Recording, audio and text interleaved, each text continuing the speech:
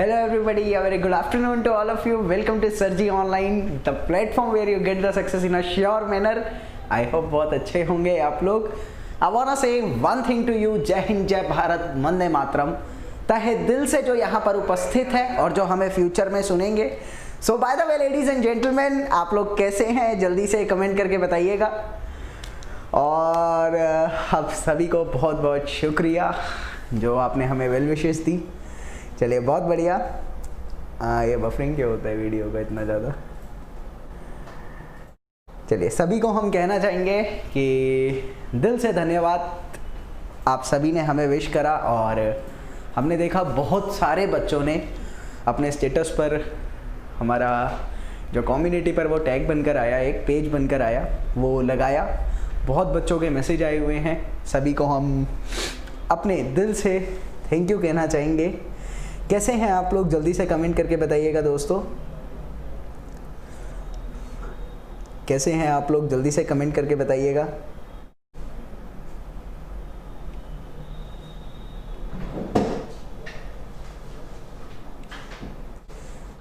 अरे बस यार हो गया, बस हो गया बर्थडे विश यार, इससे ज़्यादा क्या. चलिए कमेंट करके बताइए दोस्तों. सारा सिंह जी कह रही है मेरा बर्थडे नहीं है. सारा सिंह जी मैं आपको बता दूं कि आज असली वाला जो बर्थडे होता है वो मेरा आज ही होता है. आज ही के दिन हम इस धरती पर आए थे. असली वाला जो बर्थडे है वो मेरा आज ही, और मैं जो सेलिब्रेट करता हूँ वो आज ही का दिन करता हूँ. ठीक है. ये फूल वूल का सीन हम नहीं पाला करते. मैं पहले बता दूँ आप लोगों को, मुझे ये पसंद नहीं है अप्रैल फूल बनाना. ये सब बच्चों के काम होते हैं, मुझे बिल्कुल पसंद नहीं आता. लेकिन दिस इज़ रियलिटी कि हाँ वो एक 11 अक्टूबर को है ऐसा बताया गया था शायद से. वो यार वो डॉक्यूमेंट्स वाला है, असली वाला आज ही है. आज के ही दिन हम सेलिब्रेट करते हैं अपना बर्थडे. ठीक है. चलिए बहुत बढ़िया आज बच्चे बने. सो मुझे उम्मीद है कि और बच्चे आएंगे, उसके बाद हम स्टार्ट करते हैं. वैसे तो आज मेरा पढ़ाने का बिल्कुल मन नहीं कर रहा आप लोगों को, लेकिन फिर भी कोई लॉस ना हो आपका, इसलिए मैं आ गया. सच्चाई यही है कि मेरा बिल्कुल मन नहीं कर रहा कि आप लोगों को पढ़ाया जाए. I am from America. बस की कहना चाहता है वीरे.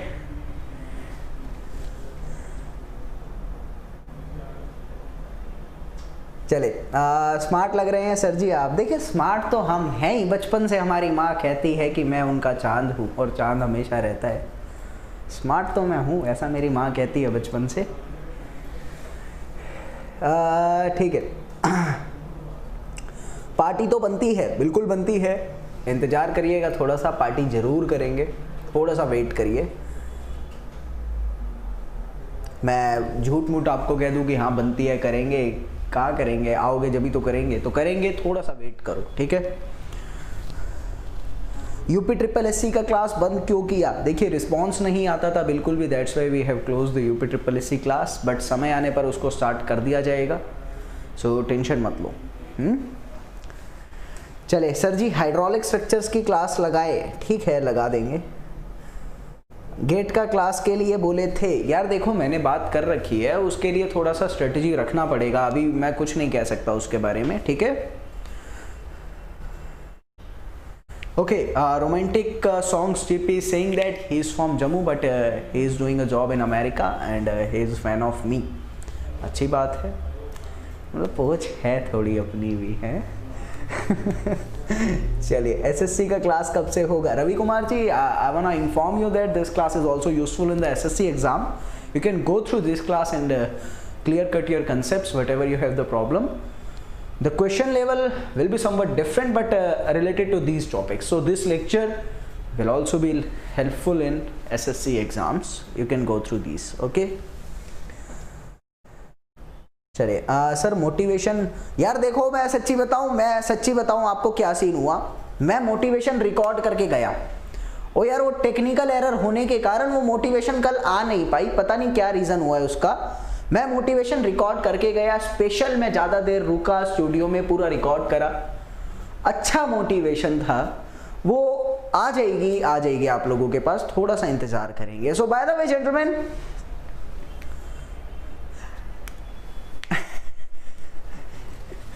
चलिए, बाय द वे हम लोगों ने लास्ट टॉपिक क्या करा था, आई थिंक हम लोगों ने कैनेडीज थ्योरी के बारे में पढ़ लिया था। एंड आई होप जो भी मैंने आप लोगों को पढ़ाया है कैनेडीज के बारे में वो आपको समझ आया होगा अच्छे से। आपने आरआरबी में जॉब लगवा दो, कैसे लगवा दूं, क्या मतलब, क्या समझ रखा है यार।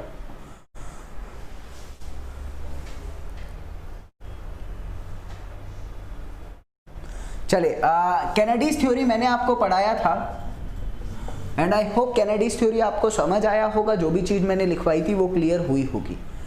सो बाय द वे, मैं एक क्वेश्चन कराने से पहले आप लोगों को बताना चाहूंगा। देखिए, कैनाडी ने अपनी थ्योरी दी रिगाइन चैनल्स को डिजाइन करने के लिए, रिगाइन कैनाल्स को डिजाइन करने के लिए, लेकिन उस थ्योरी में बहुत सारी ऐसी कमी थी जिनको मद्देनजर रखते हुए एक ऐसा बंदा था हमारे पास जिसका नाम था लेसी।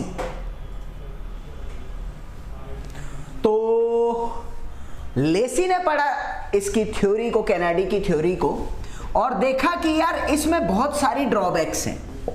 कैनाडी की थ्योरी को उसने कहा कि ये थ्योरी एकदम ठीक नहीं है, इसमें बहुत सारे ड्रॉबैक हैं, इस थ्योरी से डिजाइन करने के बावजूद फेलियर हो रहा है।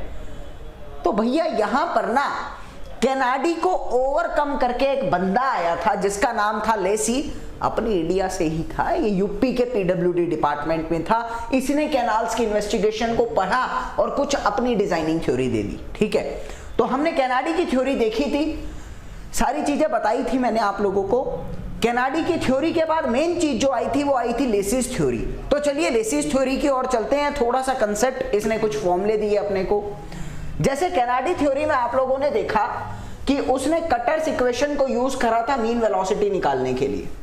कैनाडी uses Kutter's equation for calculating the mean velocity, but यहां पर लेसी ने अपनी खुद की इक्वेशन दे दी मीन वेलोसिटी निकालने के लिए।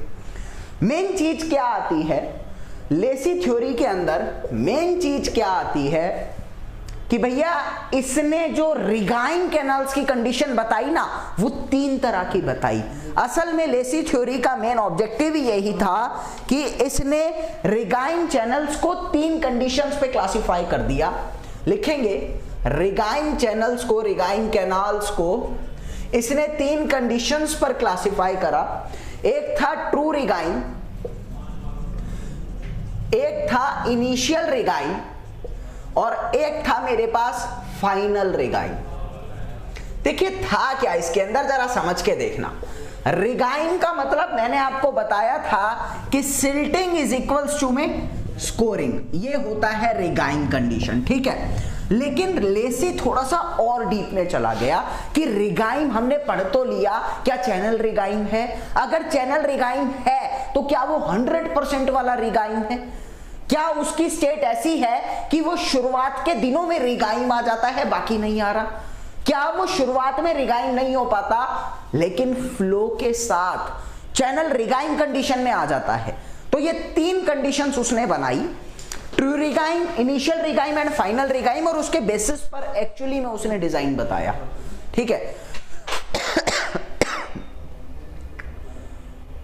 भैया इंडिया किसी चीज से कम है क्या? योगेश जी एक बात बताओ यार, समझते हैं ट्रू रिगाइन क्या था।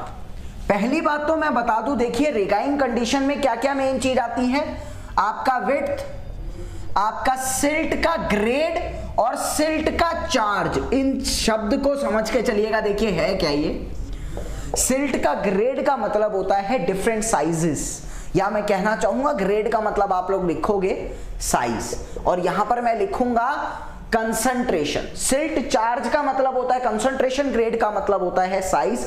Width, bed slope, depth of the slope, या डेप्थ, हाँ बस ऐसा लिख लो, डेप्थ ऑफ बेड स्लोप।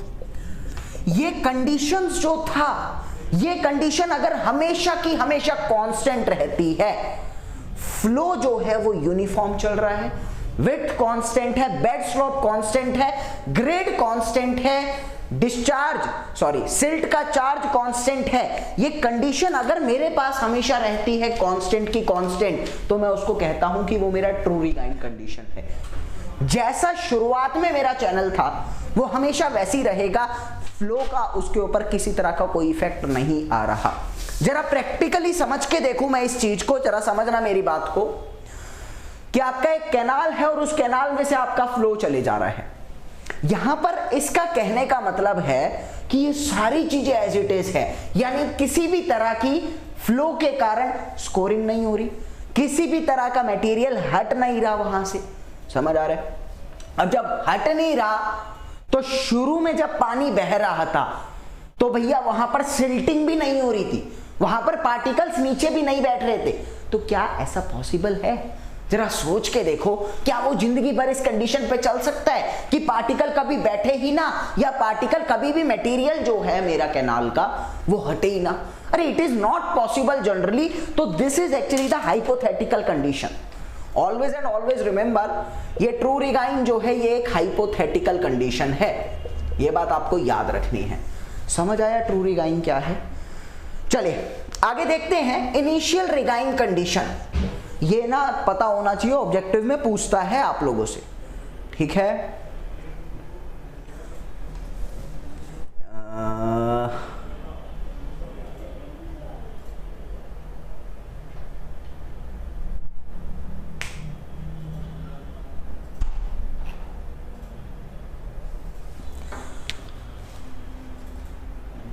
चलिए आगे आती है इनिशियल रिगाइन कंडीशन।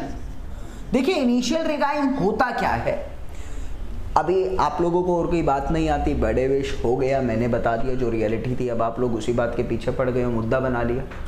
क्या चाहते हो यार, पढ़ाई करो, ठीक है? Initial regime, what the name actually suggests to me? The name actually suggests to me, gentlemen and gentle ladies, initial stage में रिगाइन होना।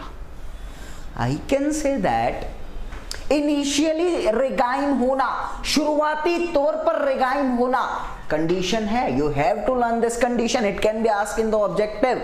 ये कंडीशन आपसे ऑब्जेक्टिव में पूछी जा सकती है। क्या कि भैया आपका इनिशियल रिगाइन से एक ही चीज समझ में आता है कि अगर आपका silt grade, silt charge, discharge,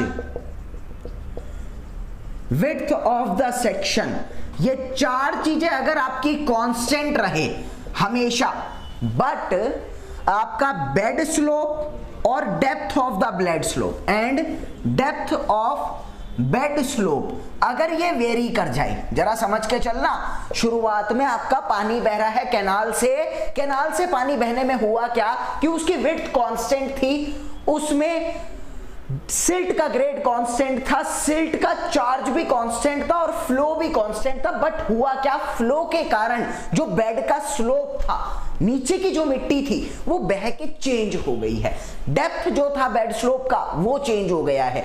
भैया ये चेंज होना कुछ समझ आ रहा है आप लोगों को, ये एक्चुअली में हो क्या रहा है? जरा समझ के देखो। आपको पता है कि जब फ्लो जाएगा तो स्कोरिंग तो होगा, स्कोरिंग तो होगा ही होगा, लेकिन जितना ज्यादा मटेरियल फ्लो के साथ स्कोर हो रहा था वो सारा का सारा नीचे नीचे नीचे नीचे बैठ गया, क्योंकि रिगाइन की कंडीशन होती है silting is equal to scouring. मैंने ये आपको लास्ट लेक्चर में बताया था, स्कोरिंग का मतलब होता है अलग होना, सिल्टिंग का मतलब होता है बैठना। प्रैक्टिकली इस नाम को समझो, रिगाइन कंडीशन को कैसे अटेन किया जा सकता है। उसने कहा चार चीजें कांस्टेंट है लेकिन स्कोरिंग हो रही है। अब वो स्कोरिंग अगर हो रही है और सिल्टिंग नहीं हो रही तो सिल्ट का ग्रेड वेरी कर जाएगा, सिल्ट का चार्ज वेरी कर जाएगा, नहीं रह सकता रिगाइन। तो जितना भी स्कोर हो रहा है वो बैठना पड़ेगा, और बैठ गया साथ के साथ तो क्या चेंज होगा, वन एंड ओनली क्या, bed slope, depth of the bed slope ये चेंज हो जाएगा। So are you getting my point? What I actually mean to say here? So gentlemen and gentle ladies, always remember the condition of the initial regain कि silt का grade, charge, discharge और wait थी, ये तो रहेगी constant, लेकिन scoring होने के बाद सिल्टिंग होती गई तो बेड स्लोप और depth of the bed slope very कर सकती है, बट रिगाइन कंडीशन मेंटेन कर देगा शुरुआत के दिनों में। मेरी बात समझ आई कि नहीं आई? This is actually initial regime. अब जरा फाइनल पर आता हूं, जरा ध्यान देना इस चीज पर। फाइनल चीज जो मैं बताने जा रहा हूं उस पर जरा ध्यान देंगे आप। मैंने आपको कहा कि ना शुरुआत में आपका कैनाल था वो रिगाइन कंडीशन अटेन नहीं कर रहा, लेकिन समय के साथ उसने रिगाइन कंडीशन अटेन कर ली। कैसे करेगा? अभी एक चीज तो समझो, अगर वो शुरुआत में रिगाइन कंडीशन अटेन करता तो उसका width, silt grade, silt charge और डिस्चार्ज, ये चार चीजें कांस्टेंट रहती है ना। लेकिन मैंने कहा कि भैया फाइनल रिगाइन की तरफ बढ़ रहा है, शुरुआत में रिगाइन कंडीशन को अटेन नहीं कर रहा, फाइनल कर रहा है, बाद में कर रहा है। कैसे? जरा मैं ध्यान दूं। देखो, अगर आप इस चीज पर ध्यान देना चाहते हो तो मैं यहां से कह सकता हूं कि बाद में ना मटेरियल बहता जा रहा है लेकिन स्कोरिंग होती जा रही है। स्कोरिंग समझ रहे हो क्या? स्कोरिंग मतलब होता है मटेरियल का हटना, है ना। मटेरियल बह रहा है, पानी बह रहा है। डिस्चार्ज क्या होता है? पीछे से जो पानी आ रहा है वो तो सेम ही आ रहा है यार, वो थोड़ी वेरी कर रहा हूं, तो डिस्चार्ज तो वेरी हुआ नहीं। अभी बात आई कि पानी आ रहा है, पानी आने के साथ मटेरियल जो है वो स्कोर होता जा रहा है, लेकिन सिल्टिंग नहीं हो रही है क्योंकि रिगाइन कंडीशन नहीं है ना, अभी स्कोरिंग चलती जा रही है। सिल्ट का ग्रेड और चार्ज वेरी कर जाएगा क्योंकि स्कोरिंग हो रही है, मटेरियल आ रहा है। समझ आ रहा है? तो सिल्ट का ग्रेड और चार्ज वेरी कर जाएगा, डिस्चार्ज कांस्टेंट रहेगा। अब एक बात को समझना मेरी इंपॉर्टेंट, स्कोरिंग होती जा रही है भैया, चौड़ाई वेरी नहीं करेगी क्या कैनाल की? आप साइड का मटेरियल निकालते जा रहे हो तो चौड़ी तो होगी ना, विड्थ भी वेरी कर जाएगी। अभी विड्थ वेरी कर गई, रिगाइन कंडीशन जब अटेन करेगा बाद में, तो वो मटेरियल क्या होना चाहिए? जो स्कोर हो रहा था वो सिल्ट भी होगा। सिल्ट होगा तो क्या होगा? बेड का स्लोप चेंज हो जाएगा, depth of the slope change हो जाएगी। आई कैन से दैट कुछ दिमाग में इमेज बन रही है कि नहीं बन रही?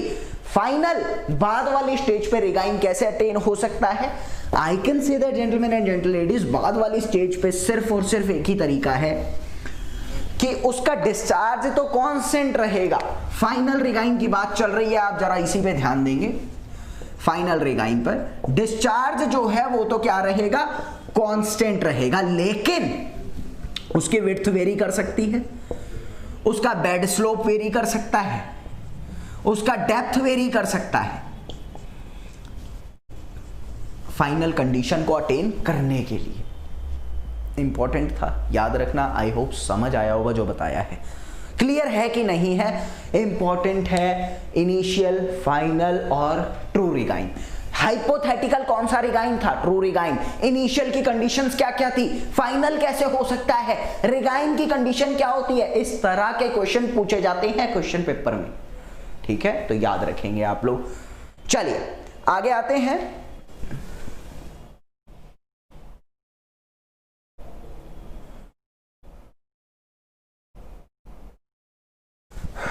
राइडर शुभांकर को समझ नहीं आया बट औरों को आ गया है। एक बारी राइडर शुभांकर से हम कहना चाहेंगे, एक बारी आप दोबारा देख लेना, आ जाएगा। नहीं आएगा तो आप कमेंट में लिख देना, हम पढ़ लेंगे, ठीक है? आगे आते हैं। देखिए क्या था, अभी लेसी ने ना बहुत सारे फॉर्मूले दे दिए अपने रिगाइन चैनल्स को डिजाइन करने के लिए। लेसी ने जनरली बहुत फॉर्मूले दे दिए। मेन चीज मैं आपको बताऊं, लेसी ने ना अपने चैनल्स को डिजाइन करने के लिए सबसे पहली चीज क्या देखी कि मेरे पानी के अंदर सिल्ट कितनी है, क्योंकि सिल्ट क्या कर रही है? सिल्ट पूरे के पूरे डिस्चार्ज को फर्क डाल रही है। कहने का मतलब है कि जो पानी मेरा कैनाल में बह रहा है उसमें कितना अमाउंट ऑफ सिल्ट प्रेजेंट है। It actually varies the velocity of flow.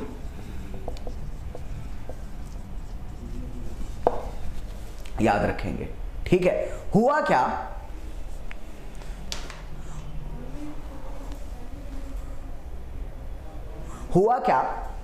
कि लेसी ने थोड़ा सा और मॉडिफिकेशन करा, थोड़ा और हायर अप्रोच की तरफ गया कि जैसे जैसे मेरी सिल्ट का अमाउंट पानी के अंदर बढ़ता जा रहा है वैसे वैसे जनरली वेलोसिटी बढ़ती जा रही है, घटती जा रही है, मुझे नहीं पता, लेकिन वेरी कर रही है। तो कहने का मतलब amount of silt vary the discharge of the flow, discharge of the water flowing in the canal, hence varying the velocity of the flow. तो ये जो सिल्ट की वजह से ये चेंज हो रहा है ना, इस टर्म को इसने कहा सिल्ट फैक्टर, और इस सिल्ट फैक्टर को इसने डिनोट करा F से, और उसका फॉर्मूला मेरे को दे दिया, क्या था 1.76 रूट डी। ये इंपॉर्टेंट है, याद रखेंगे आप लोग। बात आती है ये D क्या है, D कहलाता है mean particle size. D is the mean particle size, dia कह लो इसको, और इसका यूनिट mm के अंदर। सिल्ट फैक्टर समझ आया।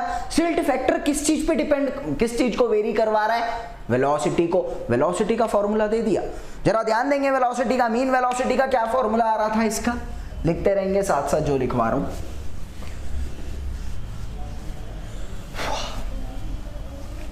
मीन वेलोसिटी का फॉर्मूला था मेरे प्यारे दोस्तों Vm Q इंटू एफ का स्क्वायर अपॉन 140 की पावर 1/6। F क्या है, सिल्ट फैक्टर। F क्या है, सिल्ट फैक्टर। Q क्या है, डिस्चार्ज। याद रखेंगे, जिसका फॉर्मूला क्या होता है, एरिया इंटू वेलोसिटी। ठीक है, तो यहां से इसने मीन वेलोसिटी दिया। वही बात आती है कि जब एक चैनल से, जब एक कैनाल से पानी फ्लो करता है तो वो कितने पेरीमीटर को जनरली गीला करेगा, समझ के देखना। सपोज मैंने कहा कि मेरे पास ये कैनाल है और इस कैनाल के अंदर जो पानी जा रहा है वो इतनी उस पे जा रहा है, तो जितना ये इसका ये वाला डेप्थ आ रहा है ना, ये वाला डेप्थ, ये वाली साइड, इस पूरे के पूरे सम को कहता हूं वेटेड पैरामीटर। कितना गीला करेगा, कितने पैरामीटर को ये गीला करेगा, that is known to be as the wetted parameter. ध्यान रखेंगे, ठीक है।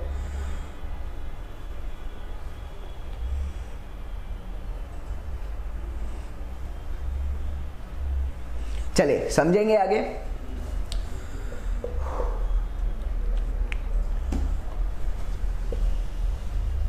यार मैंने आपके लिए एक मोटिवेशनल रिकॉर्ड करी, वो आई नहीं, मुझे उस चीज का बड़ा दुख है।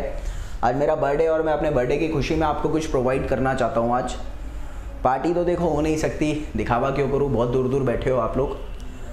जो मेरे पास हैं, जो मेरे से मिलने आ सकते हैं, आप लोग आ सकते हैं। मेरा कॉन्टैक्ट नंबर बटा हुआ है, ठीक है, व्हाट्सएप पे देख लेना, स्टेटस डाल दूंगा, कहाँ पे मिलूंगा, आ जाना, पार्टी कर लेंगे, कोई दिक्कत नहीं है, ठीक है। जो आ सकते हैं आ जाना, नहीं तो एक मोटिवेशनल स्पीच लाइव रखूँगा आज लेक्चर के बाद, ठीक है, पक्का रखूँगा। लाइव मोटिवेशनल स्पीच रखूँगा, 5 मिनट 10 मिनट की रखेंगे, लेकिन वो गिफ्ट होगा मेरा आप लोगों के लिए, ठीक है। चलिए, बाय द वे ये चीज़ समझ आई। अगली चीज़ लिखेंगे, वेटेड पैरामीटर का फॉर्मूला दिया मेरे को लेसी ने। ये सारे फॉर्मूले में एक बात बता दूं, तहे दिल से आपको याद रखने हैं, पेपर में डायरेक्ट आते हैं, ठीक है। लिखेंगे वेटेड पैरामीटर का फॉर्मूला, हिम्मत नहीं हो रही यार।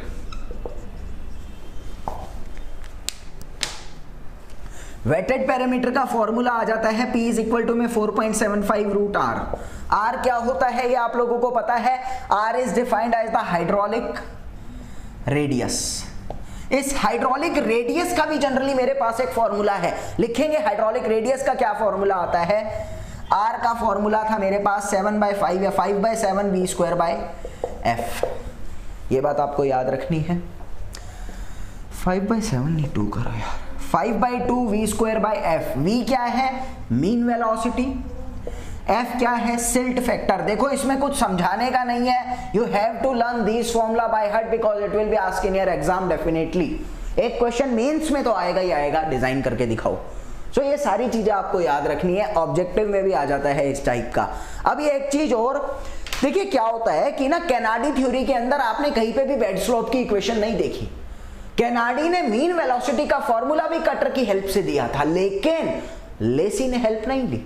लेसी ने मीन वेलोसिटी का फॉर्मूला भी खुद दिया, सिल्ट पे डिपेंड करके दिया, और तो और बेड स्लोप इसका भी इक्वेशन दे दिया इसने। तो लिखेंगे, इंपॉर्टेंट चीज है कि बेड स्लोप का इक्वेशन इसने क्या दिया था। एक बच्चा लिख रहा है कि सर का केक इमेजिन कर लो। कर सकते हो, देखो इमेजिनेशन में अपना बड़ा विश्वास है, ठीक है। तो लिखेंगे बेड स्लोप, ऐसे डिनोट कर लो। इसका फॉर्मूला आपको याद रखना है 1/330 f की पावर f की पावर 5/3 अपॉन q की पावर 1/4। ये बात आपको याद रखनी है। This is the formula for the bed slope. Bed slope का इक्वेशन याद रख लो। देखो यार मेरे तो किसी काम का नहीं है इसलिए मैं याद नहीं रखता ये सब, बट आप लोग रख लेना, स्पेशल लिख के लाया था मैं तो आपके लिए। एक और चीज लिख लेना, स्कोर डेप्थ। ये क्या है scour depth? Scour depth is defined as कि कितनी डेप्थ तक स्कोरिंग हो रही है। समझ आ रहा है? कितनी डेप्थ तक स्कोरिंग हो रही है, that is known to be as the scour depth. इसका भी फॉर्मूला है, याद रखेंगे आप लोग।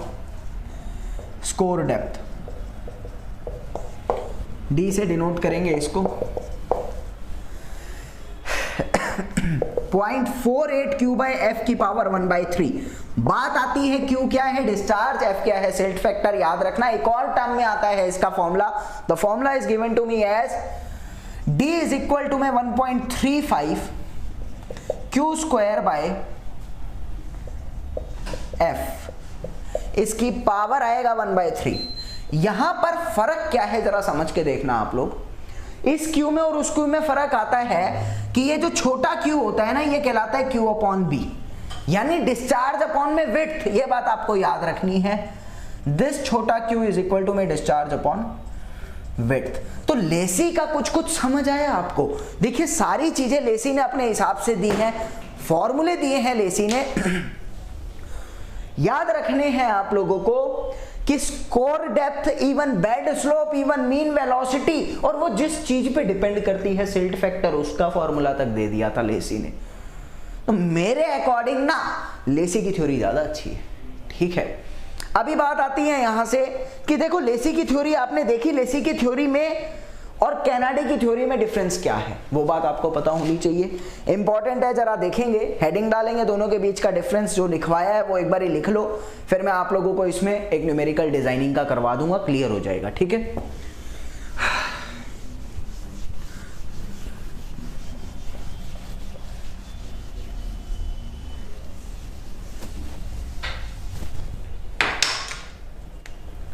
लिखेंगे यहां पर कैनाडी, यहां पर लिखेंगे लेसी, दोनों के बीच का फर्क। देखो बात आती है, सबसे पहला बेसिक सा डिफरेंस, एडीज समझते हो क्या होता है? एडीज देखो, एडीज समझते हो क्या होता है? जनरली कि ना जब फ्लो जाता है तो फ्लो जाने के कारण बहुत हाई टर्बुलेंस हो जाती है। कई बारी हाई टर्बुलेंस होने की वजह से क्या होता है, एडीज को देखेंगे, हाई टर्बुलेंस हो जाती है। उस हाई टर्बुलेंस के कारण जेंटलमैन क्या होता है, कई बारी round round round round round round whirls आ जाते हैं। वर्ल्स क्या कहते हैं? देखो मैं वैसे तो वॉशिंग मशीन में पानी घूमता है, उस पानी को जनरली कहता हूं एडीज। आप पिक्चर अपने आप घुमा लो, वॉशिंग मशीन तो सबने देखी है, नहीं देखी तो यूट्यूब पे सब होता है, आप लोग देख लेना एक बारी वॉशिंग मशीन में पानी कैसे घूमता है। That are known to be as the eddies. तो जब पानी बहुत ज्यादा हाई वेलोसिटी के साथ जाता है तो एडीज जनरेट होने के चांस होते हैं।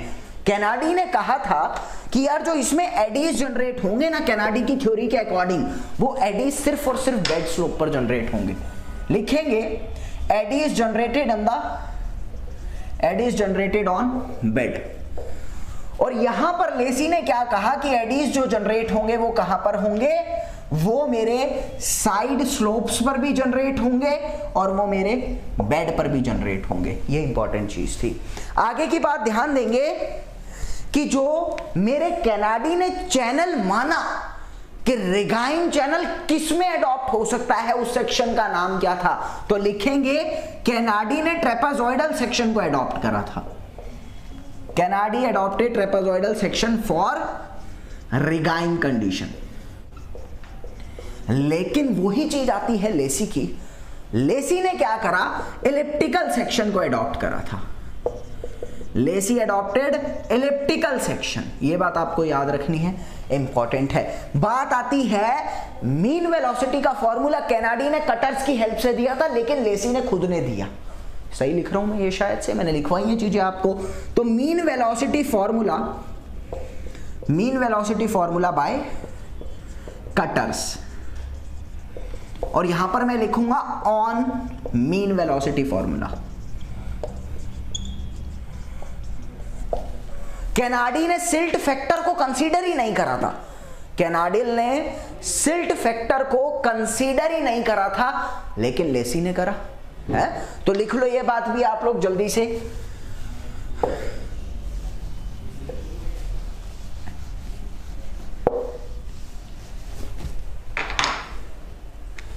सिल्ट फैक्टर नॉट कंसीडर, लेकिन लेसी ने सिल्ट फैक्टर को लिया था, ये बात आपको याद रखनी है, ठीक है। चलिए एक और चीज लिखवा देता हूं। देखो कैनाडी ने बेड स्लोप का कोई इक्वेशन नहीं दिया था, बट लेसी ने दिया, तो लिख लो आप लोग ये भी कि नो बेड स्लोप इक्वेशन, यहां पर बेड स्लोप की इक्वेशन मेरे को मिली थी। तो ये 5 डिफरेंस आपको याद रखने हैं। देखो ऑब्जेक्टिव में पूछ सकता है, पता होनी चाहिए। वैसे मैंने कोई भारी भरकम नहीं लिखवाया, नॉर्मल सा था, ठीक है। तो ये बात आपको याद रखनी है। आगे कुछ चीजें, ड्रॉबैक्स, लेसी थ्योरी के ड्रॉबैक क्या थे। लेसी थ्योरी ने अपनी थ्योरी तो दे दी, कुछ तो कमी रह गई ना, वो कमियां क्या थी जरा लिखेंगे। देखो